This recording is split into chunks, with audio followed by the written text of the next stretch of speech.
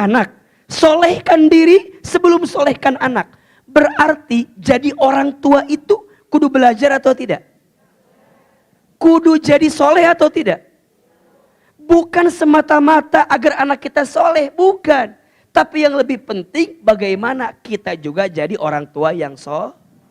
Karena ketika orang tuanya soleh, maka orang tua itu akan mengantarkan kesolehan kepada anaknya. Bismillahirrahmanirrahim. Nanti bunda sayang mohon maaf ya, anak itu dalam kehidupan orang tuanya berpotensi ada 4 statusnya. Ada berapa?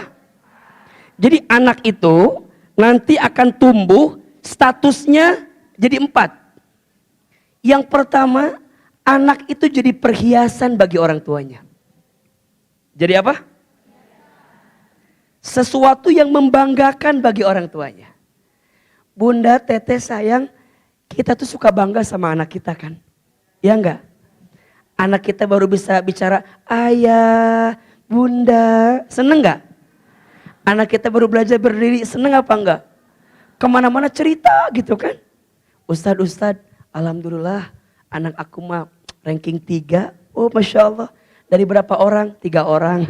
Oh, tapi dia tetap bangga juga. Ada kebanggaan lah pokoknya mah. Cerita gitu. Dulu ya bunda mohon izin, mohon maaf.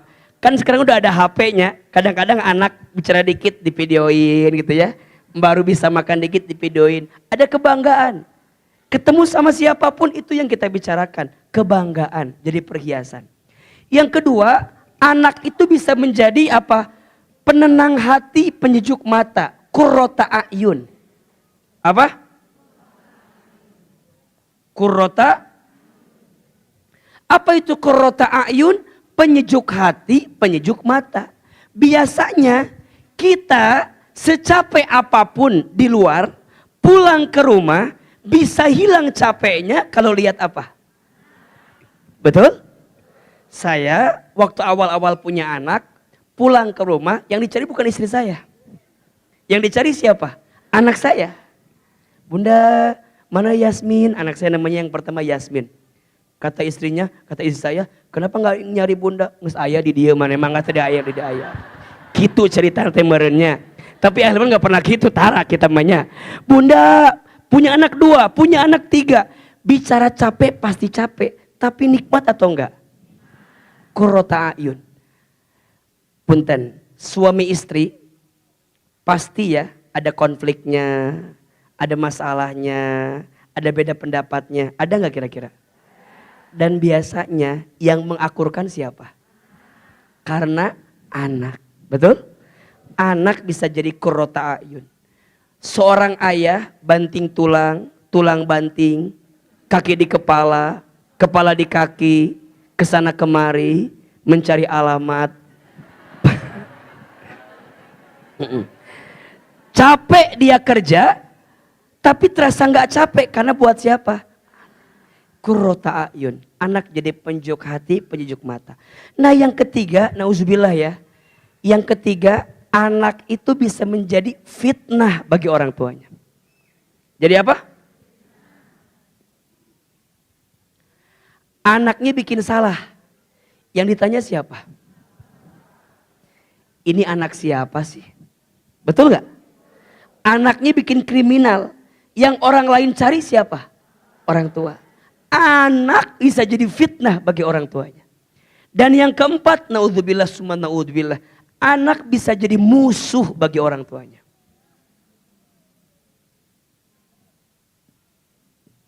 Jadi apa yang keempat? Musuh.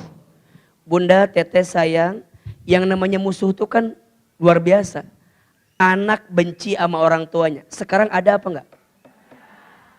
Anak minta sesuatu sama ayahnya. Ayahnya nggak bisa beliin. Anaknya bunuh ayahnya. Ada nggak? Kemarin kita baca berita. Ada seorang anak yang tega memenjarakan ibunya. Ada nggak? Musuh. Anak jadi musuh bagi orang tuanya. 1, anak jadi perhiasan. 2, anak jadi qurrata a'yun. 3, anak jadi fitnah. 4, anak jadi musuh. Kira-kira bunda yang ada di sini kalau ditanya, kalau diurutkan 1, 2, 3, 4, kira-kira anak kita masuk kategori yang mana? 1, 2 atau 3, 4? Kita tuh berharap anak kita masuk 1, 2 bukan 3, 4, betul? Berarti kembali lagi, peran siapa yang paling penting? Orang tua. Nah pertanyaannya, apa tugas utama orang tua itu? Bunda buka surat At-Tahrim ayat 6. Surat apa? At-Tahrim ayat 6. Oke. Coba Bunda buka. At-Tahrim itu surat keberapa?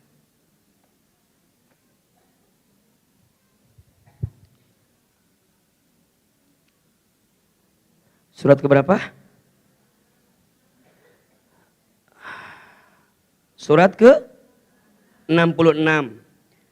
Surat ke benar? Surat ke 66 ayat 6 berarti ya. Nah, betul. Ayat berapa? 6. A'udzubillahi minasyaitonirrajim. Ya ayyuhalladzina amanu. Wahai orang-orang yang beriman, qu anfusakum, jagalah diri kamu sekalian, wa ahlikum, dan keluarga kamu sekalian, naro, dari siksa api neraka. Perhatikan ini Bunda. Tugas orang tua pertama itu didik diri sebelum didik anak, kira-kira begitu. Solehkan diri sebelum solehkan anak. Banyak di antara kita, mohon maaf, sibuk pengen punya anak yang soleh, tapi lupa jadi orang tua yang soleh. Betul apa betul? Iya apa iya? Padahal dalam ayat ini yang pertama kali diperingatkan siapa? Jaga diri kamu sekalian. Berarti didik diri sebelum didik anak. Solehkan diri sebelum solehkan anak. Berarti jadi orang tua itu kudu belajar atau tidak? Kudu jadi soleh atau tidak? Bukan semata-mata agar anak kita soleh, bukan. Tapi yang lebih penting bagaimana kita juga jadi orang tua yang soleh. Karena ketika orang tuanya soleh, maka orang tua itu akan mengantarkan kesolehan kepada anaknya. Berarti Ustadz, kalau orang tuanya sudah belajar jadi soleh, maka nanti orang tua ini akan punya pola pendidikan untuk anak. Nah, bagaimana cara Al-Quran mendidik anak? Bunda buka salah satunya surat Luqman. Yang tadi Bunda Mina sedang bahas sebenarnya. Surat Luqman ayat 12 sampai 19. Itu pola pendidikan yang harus Bunda hadirkan untuk mendidik anak. Surat apa? Luqman, surat ke-31 ayat 12 sampai 19. Di dalam ayat-ayat tersebut setidaknya ada 4 pola pendidikan yang harus Bunda hadirkan kepada anak. Agar anak kita menjadi anak yang soleh. Betul? Jadi setelah tadi orang tuanya udah belajar soleh nih. Kitanya tahu diri begitu, sadar diri. Maka nanti ada pola pendidikan anak. Di surat apa? Luqman. Ayat berapa? 12 sampai 19. Baik. Yang pertama. Pendidikan yang harus dihadirkan kepada anak adalah pendidikan tauhid. Pendidikan apa? Keterangannya ada di surat Luqman ayat 12-nya. Perhatikan ayatnya. A'udzubillahi minasyaitonirrajim. Walaqad atayna Luqmanal hikmata aniskur lillah. Dan sungguh telah kami berikan hikmah kepada Luqman, yaitu untuk bersyukur kepada Allah. Wa may yashkur fa innama yashkuru li nafsihi wa man kafara fa innallaha ghaniyyun hamid. Bersyukurlah kalian kepada Allah. Dan barang siapa bersyukur kepada Allah, maka sungguh dia bersyukur untuk dirinya sendiri. Dan barang siapa yang tidak bersyukur, maka sesungguhnya Allah Maha Kaya, Maha Terpuji. Pendidikan pertama yang harus Bunda tanamkan kepada anak adalah pendidikan tauhid. Anak kita harus tahu siapa yang menciptakannya, siapa yang mengatur hidupnya, kemana tujuan hidupnya, untuk apa dia hidup. Jawabannya semua untuk Allah. Siapa yang menciptakan anak kita? Allah. Siapa yang mengatur hidup anak kita? Allah. Kemana tujuan anak kita nanti? Allah. Semua tanamkan. Maka ini penting. Kalau pendidikan tauhidnya sudah nempel di anak kita, dia akan punya kekuatan untuk melangkah. Kenapa? Karena dia tahu dia diciptakan oleh Allah dan pasti nanti pun akan kembali kepada. Berarti rumusnya, pendidikan agama itu penting atau tidak? Pendidikan agama itu penting aja, penting banget. Puntennya, AA bukan mengkritik. Tapi biasanya kita lebih gelisah kalau anak kita belum bisa calistung daripada anak kita belum tahu urusan agama. Betul gak? Kalau anak kita belum bisa baca, belum bisa nulis, belum bisa ngitung, kayaknya langsung stres. Engke kumaha, mana rek jadi naon. Tapi kita suka lupa. Kalau anak kita akidahnya nggak kuat, tauhidnya nggak kuat, rapuh anak itu. Maka kalau Bunda cari sekolah, kalau Bunda cari pendidikan, kalau Bunda cari tempat untuk menyekolahkan anak di usia dini, cari sekolah yang menanamkan karakter tauhid dalam dirinya. Dan izin Allah, di Bogor udah ada, di Sentul udah ada. Gak usah jauh-jauh. Tazkiyah Global Islamic School. Pendidikan karakter pertamanya tentang tauhid. Diajarkan tentang tauhid, mengenal Allah, siapa Allah, sifat-sifat Allah, nama-nama Allah. Nempel ke anak kita. Kalau itunya kuat, yang lainnya pasti ngikutin. Sekarang Bunda, biasanya masih ada nggak di antara kita yang gelisah kalau anak belum bisa baca? Masih ada nggak yang gelisah kalau anak belum bisa nulis? Masih ada nggak yang gelisah kalau anak belum bisa ngitung? Tapi ada nggak yang gelisah kalau anak kita belum kenal sama Allahnya? Coba tanya, man robbuka? Tanya tuh. Siapa Tuhanmu? Siapa mah? Sahanya, sahawe atuh tuh. Pabelit jadina. Man nabiyuka, siapa nabimu? Enggak tahu. Aina kiblatuka, kemana kiblatmu? Enggak tahu. Ma imamuka, apa panduan dalam hidupmu? Enggak tahu tuh. Rukun Islam ada berapa? 5 mah, 6 ah, 5 ah, 6 ah, 5 ah. Jadi debat. Rukun iman ada berapa? Debat panjang. Akidah tauhid penting atau tidak? Cari, ini pendidikan utama pertama. Akidahnya kuat, tauhidnya kuat, mantap. Baginda Nabi SAW ketika berdakwah di Mekah pertama kali, yang ditanamkan apa? Tauhid. Yang dikuatkan kepada para sahabat apa? Tauhid. Akidah yang kuat. Kalau ininya kuat, tauhidnya kuat, maka akan kuat semuanya. Karena dia yakin tuh. Makanya sekarang kan ada penyakit banyak tuh anak-anak sekarang tuh. Insecure, overthinking. Ada gak yang begitu tuh? Insecure yang minder, stres, frustasi, ya kan? Kalau temennya berprestasi, dianya iri. Kalau temennya duluan nikah, dia stroke ringan. Ada tuh. Kenapa stres? Ini apa coba masalahnya? Tauhid. Akidah yang kurang. Makanya mohon maaf, ada yang bunuh diri, ada yang stres, ada yang frustasi, nauzubillah, ujungnya narkoba, nauzubillah. Ini karena apa awalnya? Tauhid yang kurang, akidah yang kurang. Maka pastikan pendidikan pertama adalah apa? Tauhid dan akidah kita. Yang kedua, pendidikan yang harus dihadirkan adalah pendidikan akhlak. Pendidikan apa? Akhlak. Akhlak kepada siapa saja? Ada 3 di ayat ini. 1, akhlak kepada Allah. 2, akhlak kepada orang tua. 3, akhlak kepada diri sendiri.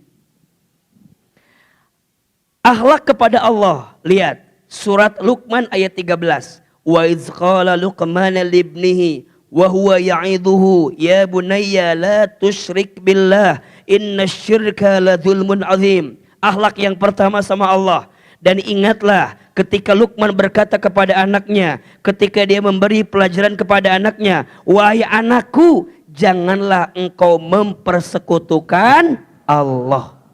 Tauhid lagi nih. Maka akhlak yang pertama, dia fokus melakukan apa yang Allah cintai, meninggalkan apa yang Allah benci. Yang kedua, akhlak kepada orang tua. Ingat, ridallah fi ridhol walidain, wa sukhtullah fi sukhtil walidain. Ridhonya Allah ada pada ridhonya orang tua, murka bencinya Allah ada pada murka bencinya. Ayat ke-14-nya, wa wassaynal insana biwalidayhi hamalathu ummuhu wahnan ala wahni wa fisaluhu fi amain anishkurli wali walidayka ilayyal masir. Dan kami perintahkan kepada manusia agar berbuat baik kepada kedua orang tuanya.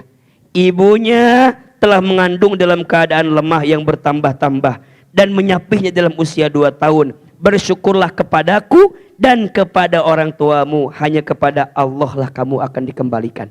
Bunda perhatikan. Sekarang yang namanya anak, banyak gak yang gak sopan sama orang tuanya? Banyak gak anak sekarang yang lupa sama orang tuanya? Nauzubillah, ada gak anak yang durhaka sama orang tuanya? Maka bunda tanamkan ke anak kita untuk memuliakan orang tuanya. Gimana cara mulainya? Sederhana. Bunda, kalau masih punya orang tua, tunjukkan cara kita berbakti kepada orang tua kita di depan anak kita. Agar anak kita melihat, oh mama kayak begitu ya perlakukan ibunya gitu. Maka nanti anak kita akan lihat, berarti aku pun harus seperti mama memperlakukan orang tuanya. Jelas tidak? Jelas tidak? Maka izin, kalau anak kita masih punya nenek, punya kakek, berarti orang tua kita kan, perlakukan dengan baik. Dia akan nyontok. Karena ada kisah begitu kan. Ketika satu kali nenek kakeknya itu kan makan bareng di meja makan, tapi dipisahin sama ibunya tuh ke sana. Anaknya nggak mau makan. Ditanya, kenapa kamu nggak mau makan? Nggak mau makan katanya. Kenapa mama perlakukan orang tua mama nggak baik, dijauhkan gitu. Sedangkan mama fokus dengan makanan mama. Ternyata anak tuh ngelihat. Dan ingat ya, anak itu peniru paling jitu. Apa yang dilihat sama anak terekam dalam otaknya. Betul nggak? Maka bunda, teteh sayang, ajarkan anak kita untuk berbakti sama orang tua. Sedih sekarang tuh. Sedih kalau ada anak yang durhaka sama orang tuanya. Nauzubillah ya. Kata Nabi, kalau ada perbuatan yang siksanya langsung disegerakan di dunia, itu ada 2. 1, dosanya seorang anak yang durhaka sama orang tua. Dan yang kedua, zolimnya seseorang kepada orang yang lain. Itu disegerakan siksanya di dunia. Maka ajarkan anak kita untuk bersyukur. Nah, ini orang tuamu nak. Gimana pun orang tuamu, ini orang tuamu nak. Yang melahirkanmu nak. Yang membesarkanmu nak. Yang menjagamu nak. Yang mendidikmu nak. Gitu. Tanamin ame anak kita. Karena mohon maaf, ini kalau nggak ditanamin, anak kita lama-lama jadi lupa. Bahkan benci sama orang tuanya. Nauzubillahi min dzalik. Kalau anak udah benci, berarti ada pola yang harus kita hadirkan di dalamnya. Dan yang ketiga, akhlak terhadap diri sendiri. Lihat, masih surat Luqman ayat ke-15-nya. Ya, bagaimana kita ditumbuhkan untuk berbuat baik dalam diri kita. Nah, jadi orang harus baik. Jadi orang harus baik. Ama siapapun harus baik. Dan itu harus jadi apa? Bekal untuk diri kita sendiri. 1, pendidikan apa? Tauhid. 2, pendidikan apa? Masuk yang ketiga. Pendidikan ibadah. Apa? Ibadah ada 2. Ada ibadah mahdhah, ada ibadah ghair mahdhah. Insyaallah. Apa di antaranya? Ayat ke-17-nya. Ya bunayya aqimis sholata wa'mur bil ma'rufi wanha 'anil munkari wasbir 'ala ma asabak inna dzalika min azmil umur. Lihat. Ibadah mahdhah, ghair mahdhah. Ibadah utama yang harus ditanamkan adalah sholat. Apa? Cek. Jika anak bunda sudah usia 7 tahun ke atas, cek sholatnya. Udah bisa belum gerakan sholatnya, bacaan sholatnya? Penting. Penting. Naik lagi nanti yang terakhir, pendidikan adab atau etika. Mana keterangannya? Ayat 18 dan ayat 19. Apa di antaranya adab itu? Wala tusa'ir haddaka linnasi wala tamsi fil ardi maraha innallaha la yuhibbu kulla mukhtalin fakhur. Dan janganlah kamu malingkan wajah dari manusia dan janganlah berjalan dalam keadaan sombong. Adab. Terus apa lagi? Dan sederhanakanlah dalam berjalan dan lunakkanlah suaramu. Sesungguhnya seburuk-buruk suara ialah suara keledai. Adab. Jadi ada berapa pendidikan? 4. 1 pendidikan apa? 2, 3, 4 adab. Nah, coba Bunda, kalau nanti cari sekolah, cari yang punya pola pendidikan ini. 4. Kenapa? Ini akan mengantarkan nanti anak kita menjadi pribadi yang kita inginkan, menjadi orang yang soleh. Insya ini ikhtiar kita. Ustadz, kami udah nyari pola pendidikan ini, udah ketemu. Tapi gimana cara mengajarkannya, cara mengelola anak kita? Maka Imam Ali bin Abi Thalib punya rumus. Rumus pendidikan untuk anak. Rumusnya 7 kali 3. Berapa? Udah ketemu rumusnya nanti 7 kali 3. 7 tahun pertama, 7 tahun kedua, 7 tahun ketiga. Oke. Usia anak 0 sampai 7 tahun. Perlakukanlah anakmu seperti raja. Seperti apa? Maksudnya gimana Ustadz? Sayang, nyaah sama anak. Perlakukan dia. Beri apresiasi. Puji. Banggakan dia. Raja gimana sih raja? Ya kan? Dirawat sama dia kita, makannya teratur, betul? Tidurnya teratur. Jadikan dia seperti apa? 0 sampai 7 tahun.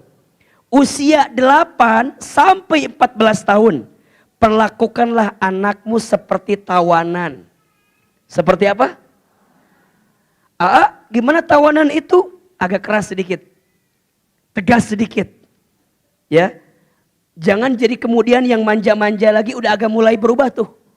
Kasih reward, kasih punishment. Kalau enggak begini, begini. Kalau enggak begini, begini. Kalau kamu begini akan begini. Kalau enggak akan begitu. Jelasin tuh. Tawanan. Jadi ngerasa kok ini enggak boleh, kok ini enggak boleh. Ingat, tegas. Bukan kasar ya, tegas. Keras boleh, bukan kasar. Kasar tuh kan enggak ada alasan tiba-tiba tabok ya. Nyekek, gantung, itu mah parah itu mah. Bukan kasar ya, keras. Punya rules. Bikin aturan sama anak. Nah, kamu begini. Jam segini harus begini. Gimana sih dia ngerasa bahwa kok kayaknya keras banget. Buat anak kita. Makin dia terkekang dengan apa yang kita hadirkan, makin tahu tuh. Nanti usia 14 ke atas sampai 21 tahun, perlakukanlah anak seperti sahabat. Seperti apa? Ajak ngobrol, ajak diskusi, ajak dialog. Jelas tidak? Ulangi. 0 sampai 7, perlakuan seperti apa? Raja. 8 sampai 14, seperti tawanan. Ya, 14 sampai ke atas, seperti sahabat. Dan itulah yang bisa kita hadirkan. Jadi kalau pola pendidikannya sudah rapi, cara mengelolanya sudah ketemu, insya Allah kita akan mendapatkan anak yang sesuai kita inginkan. Aa, tapi nanti gimana? Perasaan aku sudah melakukan ini tapi enggak juga. Jangan khawatir. Tugas kita itu hanya berikhtiar. Jadi orang tua itu ada pahalanya atau tidak? Besar enggak pahalanya? Besar aja, besar banget. Bunda sayang, apa yang bunda lakukan kepada anak itu akan menjadi catatan amal pahala kebaikan di hadapan Allah. Kalau anak kita sesuai dengan kemauan kita, itu bonus dari Allah. Kalau belum sesuai, jangan putus asa. Karena tetap bunda mendapatkan pahala terbaik di hadapan Allah Subhanahu wa ta'ala. Belajar saja jadi orang tua yang baik. Belajar saja jadi ibu yang baik. Dan kekuatan ujungnya adalah apa? Doa. Apa? Doa. Maka pesan Ahilman, bunda sayang, jangan pernah lepas mendoakan anak kita. Titip sekali ya, setiap selesai sholat minimal bacakan doa. Salah satu doa yang diajarkan doanya Nabi Ibrahim untuk keturunannya. Dan semua keturunan Ibrahim itu bagus semua. Jadi Nabi bahkan. Apal gak doanya? Coba Ahilman sekali, bunda sekali. Rabbana hablana min azwajina wa dzurriyyatina qurrata a'yun waj'alna lil muttaqina imama. Ikhtiarnya sudah, doanya sudah, pola pendidikannya sudah, tinggal praktekin. Dan biasanya prakteknya itu sulit. Sulit alias susah. Makanya harus betul? Gak apa-apa susah, makin sulit gak apa-apa. Karena makin sulit ujiannya, makin besar pahalanya. Saya yakin setiap orang tua diuji dengan anaknya masing-masing, betul?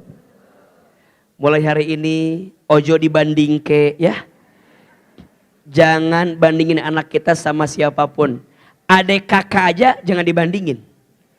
Kamu mah beda sama kakak kamu, jangan. Kata adeknya, ya udah, anak mama mah kakak doang, aku mah enggak tuh, jadi gitu. Sama adek kakak aja jangan dibandingin, apalagi sama orang lain.